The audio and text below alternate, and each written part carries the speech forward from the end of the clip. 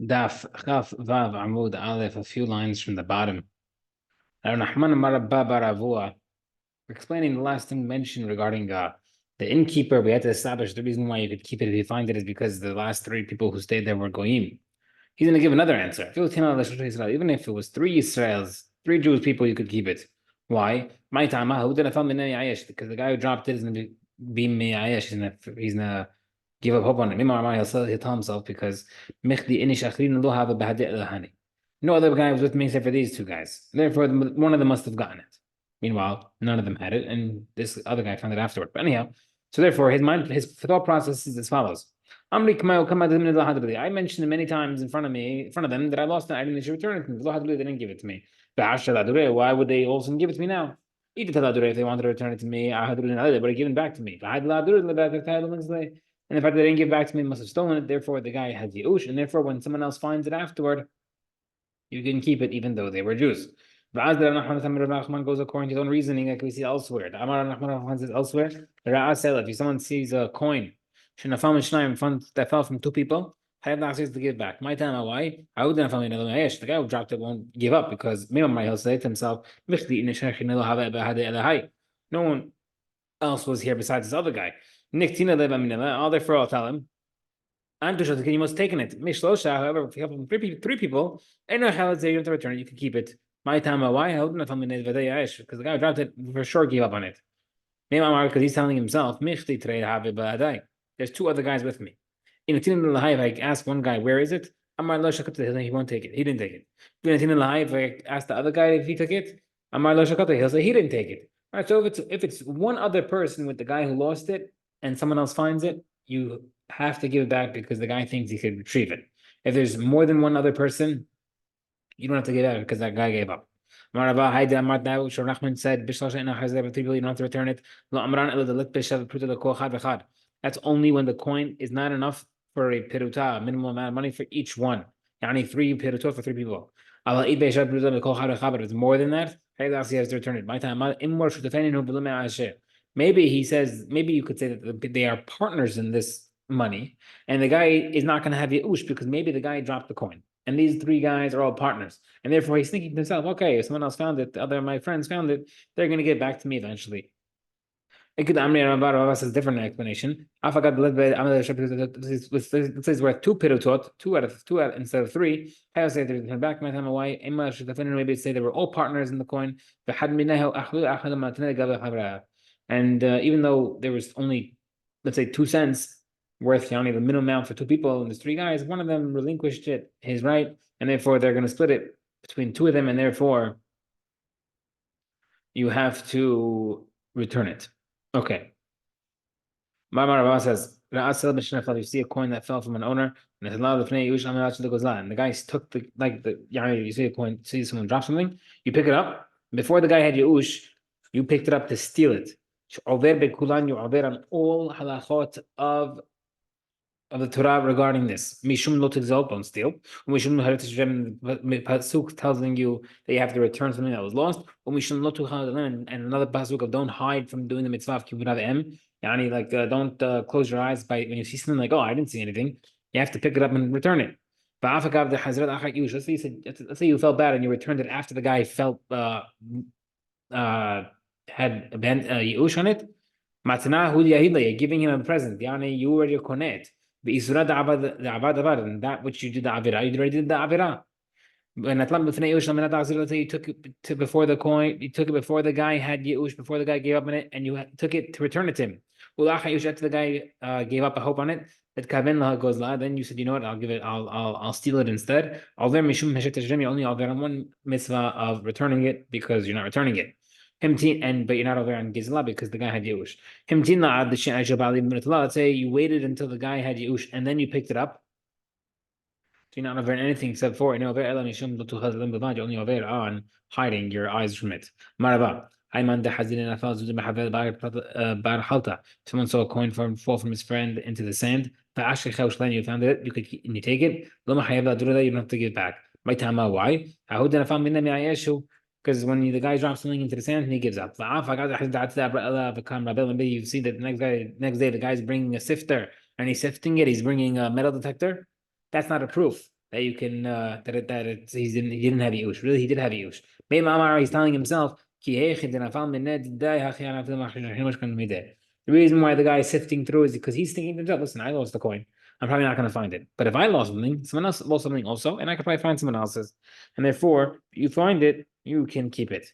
New Mishnah, Masaba Hanut, if you found something in the store, you can keep it. If you found something in the store between the counter and the storekeeper, Shahamdani belongs to the storekeeper. Lifnei Shuhani, you found coins in front of the money changer, money exchange guy, belongs to the finder. Ben Hakiseh Shulchani, you found it between the stool and the money changer, belongs to the money changer. Fruit from your friend, if your friend sends you fruits, and you found money inside, you can keep it. If the coins are piled and have a siman, you have to announce it. I feel even if the coins are right, separate halacha. That's when we're going to bring a question from our Mishnah. He says, if you found coins on top of the counter belonging to the money changer, you can keep it. The Gemara says, Tanam Mishnah, the finish if you found coins in front of the money changer, you can keep it. But it sounds like if it's on the table, it belongs to the money changer. So how can you keep it? Gemara says, Ema Sefer, but 1 second. That's not a good inference, not a good proof, because we could learn from the second half the opposite.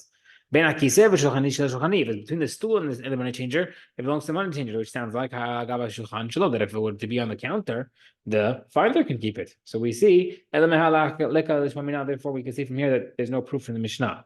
So therefore, how does Lazar know that if you find it on the table, you could keep it? He says, our wording was very weird for him to understand. Why did the Mishnah specifically say between the stool? They belong to the money changer. Litany, you should have mentioned Allah Shulchan on the table. Therefore, inami, or maybe matzah b'shulchanut. Let the Mishnah say that you found it in the shop of the money changer. Just like you found in the other case, the Mishnah you said you found it in the store. So how come they didn't say the shop? To teach you, that if you found it on the counter, on the table, you can keep it. That is the Hidush of the Mishnah according to Rava. Okay, Rava, sorry. Next part of Mishnah, fruit from your friend. The only time you said you could keep the coins found amongst fruits, you're buying from a merchant, right, who has suppliers and suppliers and suppliers, but you don't know who lost the money. If you bought it from your friend who grows it in his garden, you have to return it. So Nachman says in English, okay,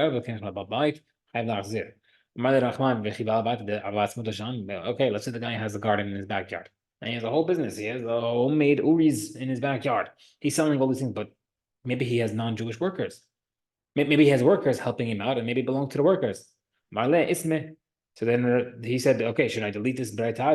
Does that mean it's an NG? He says, no, Marle, no. Look, don't delete it because maybe Tintakim Matita, he can explain what Braita is talking about. He had non-Jewish workers working for him, non-Jewish slaves working for him, and therefore whatever the slave picks up belongs to the master anyhow. So even if the slave lost it, it still belongs to the guy, and he was Yeush, and therefore the finder can keep it. New Mishnah. Af hasimla hayta beklal kol edu. Right, the pasuk in the Mishnah, in the pasuk by Hashavat Aveda says, "V'chein ta'aseh l'chamaroi," you should return his donkey. V'chein ta'aseh l'zimtoi, you should return his garment. V'chein ta'aseh l'chol v'da'achicha, you should also return anything else the guy lost, your friend lost. That he lost and you found it. Lo tuchalad alem, you should not hide your eyes. So the word garment is seemingly extra. It's included in all of these. What clearly that means. How can the pasuk specified garment? To teach you that all types of lost items should be like this. Just like a garment is distinguished, it has simanim and it has a claimant. A claimant means that there's automatically an owner for a garment, right? You don't find a garment growing on a tree. A garment was made for someone by someone. Always has an owner at one point. As opposed to, on the contrary, like an apple that rolled from an ownerless tree. That's different. So a garment teaches you, anything that has a siman and has a claimant, has tovin, you have to announce it. What did the Mishnah mean when it said included in all of these? It's included or included in the pasuk that said any lost item. So now, therefore, how come Torah specifically mention shor, hamor, se, b'simla, ox, donkey, sheep, garment? Tzich, says you needed it. Only mentions the garment, how many might think that only when you have a proof edim b'simanim de gufa, or you have a siman on it. Of a hamor be'edim de ukaf, but like I said, the case of the donkey where you have witnesses in the saddle of the donkey, but not the donkey itself. B'simanim de ukaf, or a siman on the saddle, but not the donkey itself. Maybe you only give back the saddle, but you keep the donkey. The Hamor, therefore, Pasuk says Hamor teach you ta'afilu Hamor b'simanim ukaf. A donkey can be returned through the siman of the saddle. And then it says V'shor said, so how come the Pasuk has to teach you the pasuk teach you short answer, ox and lamb. Short ox teaches you that even the shearing of the tail has to be returned. And lamb teaches you that even the lamb's shearings have to be returned. So man says, okay, I'm not short. Look to the right ox. That teaches the shearings of the tail, ox's tail. That for sure include the lamb's shearings. Rav says no. Hamor the bor, the Rebuda, Veseta Avida, the Divra Kol Kasha. 2 times in the Torah that we have seemingly a superfluous word. According to Yehuda, the word hamor in the halachot of a bor, tabakama, throwback, that when I talk about bor, it says if anything falls in, including a hamor, according to Yehuda, that's an extra word.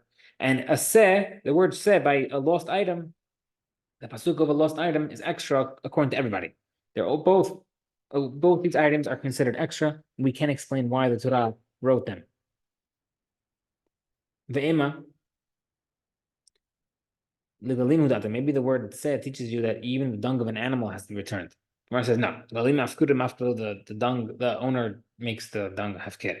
The edema, maybe it's telling you, maybe it's telling you that the lamb they had teach you that you need a siman. The bailan siman daraita or the Rabban Rahman says that maybe the Torah is teaching you that the word say that it says doraita siman is doraita, that even siman you can give it back through a doraita halacha.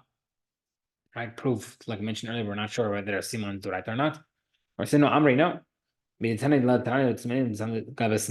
by the Mishnah we mentioned simanim by simla, the word garment, right? Our Mishnah said that Tani masin is like a garment distinguishable. You have to announce it when it has a siman or has a claimant. So it